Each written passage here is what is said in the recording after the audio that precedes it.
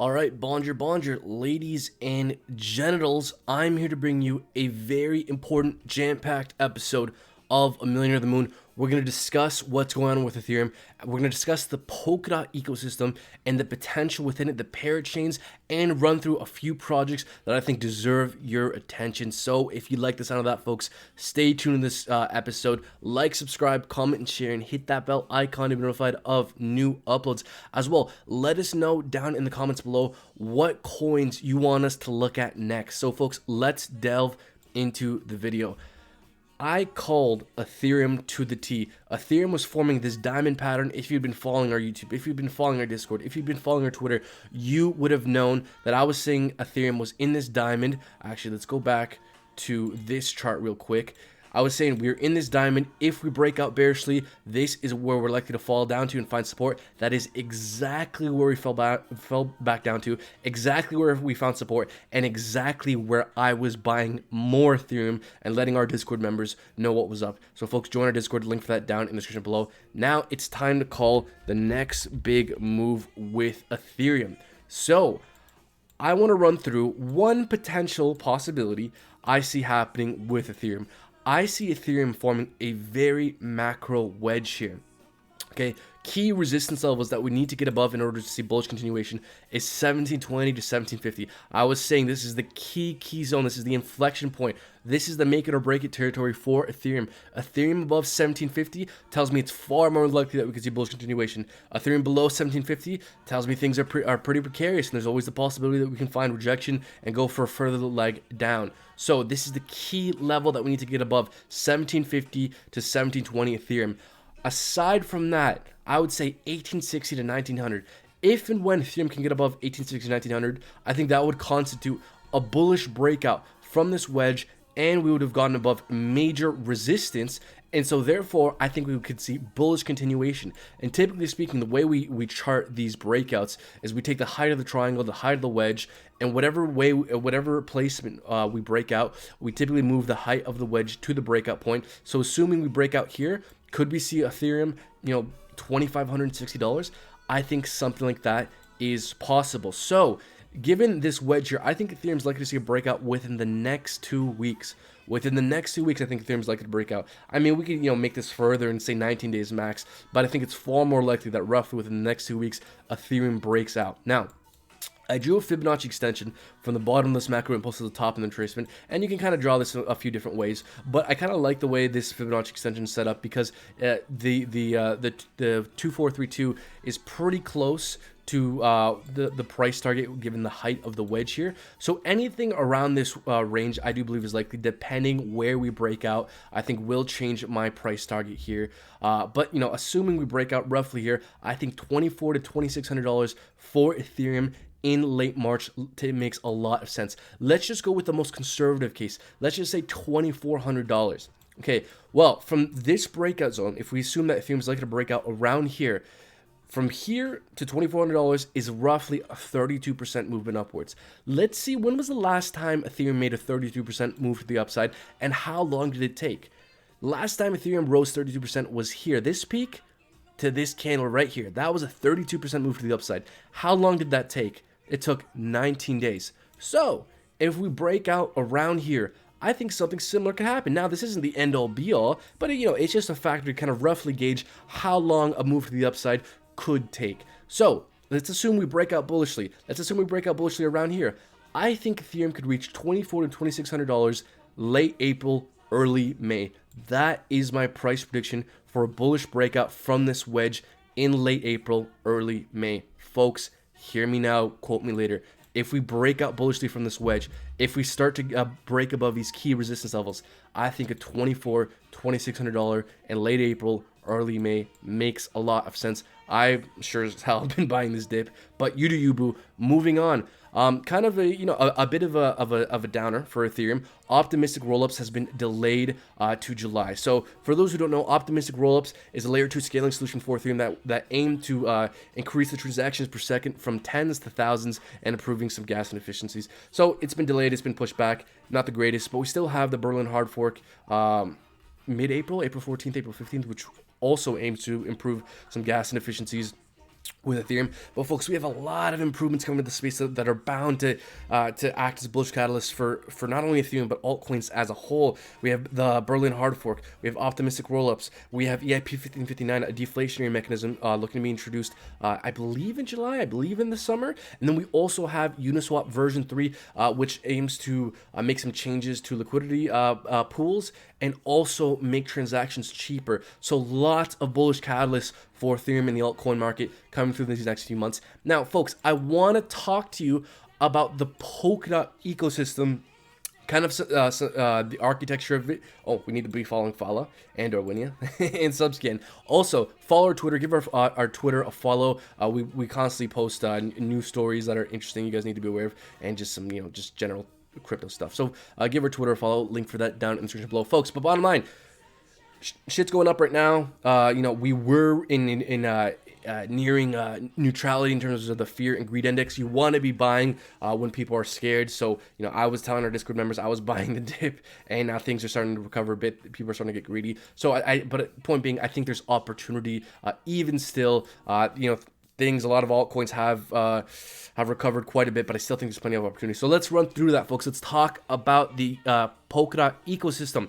So, folks, lots of interesting opportunity with the Polkadot ecosystem, specifically because of the Parachain. So for those who don't know, the way the Polkadot ecosystem works, I'll briefly explain it to try and really highlight the opportunity within the space. So for individual projects, individual cryptocurrencies that become interoperable and scalable within the Polkadot ecosystem, you need to get either a Parachain slot or a Parachain thread.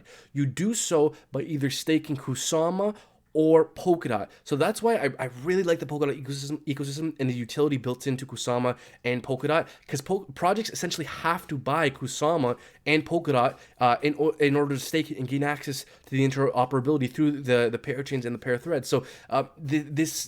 So there's this added layer of utility built into Kusama and Polkadot that doesn't really exist in some other ecosystems like Cardano. Like, these projects need to stake, they need to buy Kusama or Polkadot in order to gain access to this interoperability and Polkadot's ecosystem. So I'm really bullish on Polkadot, really bullish on Kusama specifically, folks. I think the floor for Kusama is very high, because for those who don't know, I'll just explain what Kusama is here.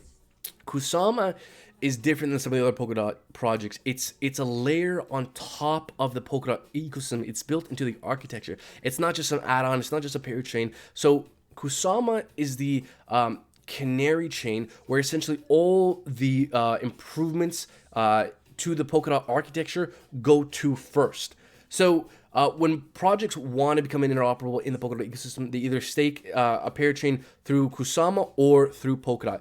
And I really like Polkadot because Kusama essentially does a very similar thing to Polkadot, except it has a much lower market cap and a much lower supply. So if you like Polkadot, you should love Kusama. I've been buying the shit out of Kusama. I really regret not doing more research and not looking into Kusama earlier, because I've been hearing about Kusama for months and months, and I didn't listen. I should have. I should have done a lot more research earlier, but I still think it's earlier days. I think by the end of this bull run, I think we're going to see a Kusama in the thousands of dollars, because these projects have to stake. Either they have to buy Kusama or Polkadot in order to get access to these parachains, and Kusama has a much lower market cap and a much lower supply than Polkadot. Very bullish on this thing. I was letting our Discord members know that I was buying into Kusama at these ranges here. I believe it was based off this wick right here. I said the 236 was right here. I think we had sideways price action. So saying if we correct, this is where I would be looking to buy into Kusama. That's exactly where we fell down to, exactly where we found support. So if you've been following our channel and if you would have gotten in there, you could have been up on Kusama. Like, subscribe, comment, share, hit that bell icon, notified notifications. Now, folks, I wanted to get to what's going on with Rokoku. So Rokoku and connecting to Rokoku is essentially the testnet for the parachains. Any project that wants to get a parachain slot needs to connect to Rokoku.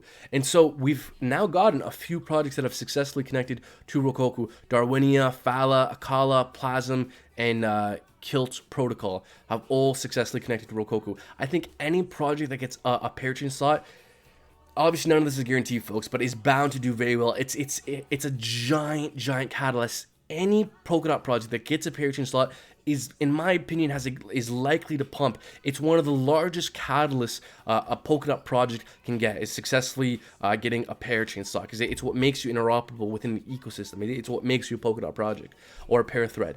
So successfully getting a Parachain is extremely bullish, and the first step to doing so is successfully connecting to Rokoku. So the fact that these projects have successfully connected to Rokoku, these are the first projects that are likely to get a Parachain slot. So these projects are definitely worth your consideration, and I will be doing more research into these projects specifically. So these are the upcoming projects that are hoping to connect to Rokoku. So these have successfully connected. These are in the next round, and one of my personal favorites, one project that I've been talking to our Discord members for a while, on the YouTube for a while, to our VIP Discord members for a while, is Chainx. Folks, I have been shilling this thing since below $6. It's basically at 15 right now. So I've had a really tough time trying to chart this thing. I don't know why, but I can't chart it anywhere.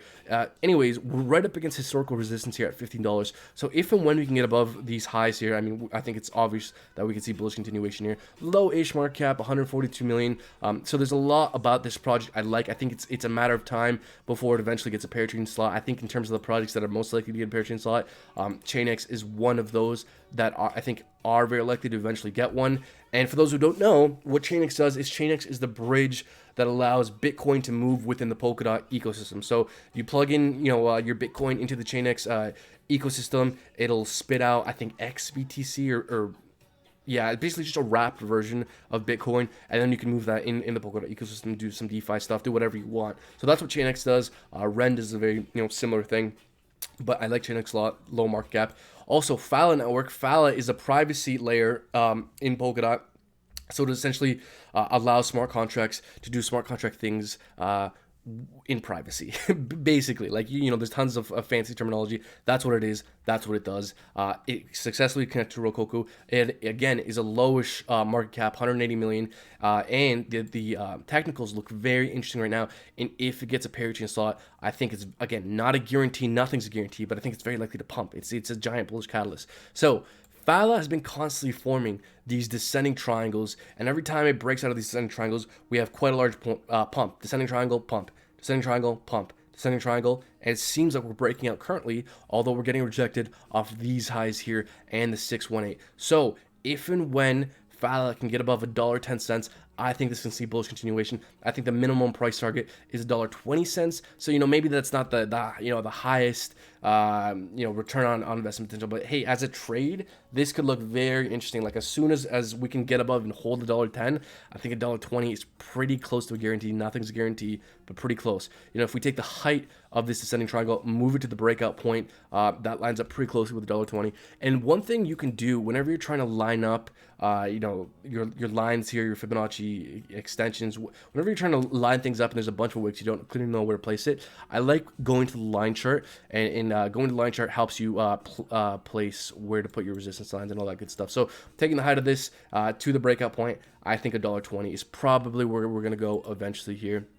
Now, let's go back to our candlesticks here. So if we find support above 97 cents, we can see how here it's a pretty price reactive zone, and specifically $1, because as well it is a price reactive zone and a nice psychological level. So here, $1 acting as resistance. So if we can get above $1, then I think we have a very good chance of then seeing $1.20. So, if you want to play this a little bit more aggressively, as soon as you see Phala hold above $1, that could be a sign that we can see bullish continuation. If we can stay above these wicks here, you see those 2 wicks and kind of this 3 wick here, I think we can see bullish continuation. So Phala is very interesting. I think in the short term we could probably see $1.20. And we have a bullish catalyst with the Parachains happening in a few months. I'm going to look more into exactly when they're happening. I haven't been able to find anything saying exactly when the Parachains are going to happen.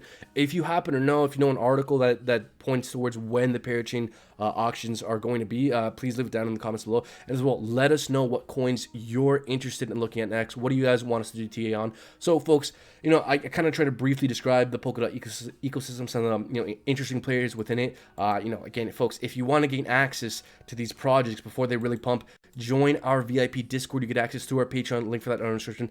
I was talking to our VIP Discord members about Chainx back when this thing was below $6, folks. It's done, more than 2x at this point. So, folks, stay tuned to this channel. Do yourself a favor. Do me a favor. Like, subscribe, comment, share. Hit that bell icon to be notified of new uploads.